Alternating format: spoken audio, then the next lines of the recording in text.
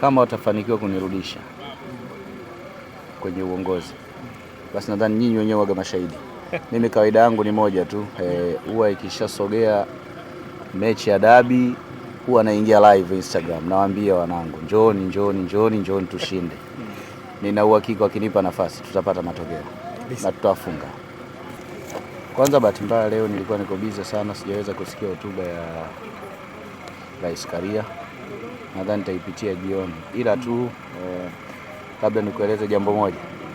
Leo nimekuja kwenye mkutano wa kampeni.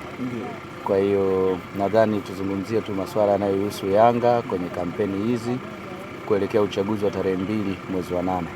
Hayo mambo mengine nikisharudi tena madarakani tutajua huko mbele tunafanyaje. Sawa, Ngai umekuwa kwenye uongozi kama mjumbe katika miaka 4 iliyopita, mmefanya mambo makubwa ambayo kwenu imekuwa ni alama, lakini pia mnaamini ni deni jingine ambalo mmejipa nyinyi kama wajumbe, kama utachaguliwa kuwa mjumbe awamu nyingine tena.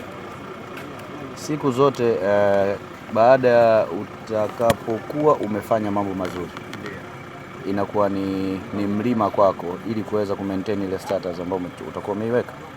Kwa hiyo najua kutakuwa na ushindani mkubwa sana kuanzia msimu huu wa ligi CRDB Federation Cup. Inatakiwa ni kwamba tupambane kwa ajili ya kuendelea kuiweka Yanga kwenye level yake na ikiwezekana tuwe juu zaidi. Ndio maana nasema watakaponirudisha tena kwenye uongozi wa klabu hii, basi naamini tutafanya vizuri zaidi kwenye michuano ya kimataifa ili tuweze kuweka alama kubwa zaidi ambayo klabu yetu haijawahi kufikia. Nadhani kila msimu tumekuwa tukiweka rekodi.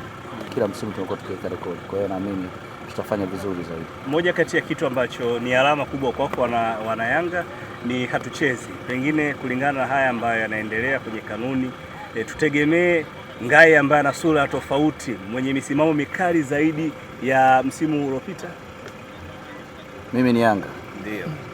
Na pale Yanga inapokuwa itendewi haki siwezi kumvumilia mtu. Kabisa. Kanuni zipo, zitafuatwa na naamini nao wanaosimamia kanuni nao watazifuata ili tusikwazane. Yes. Shukrani sana. Barikiwe sana.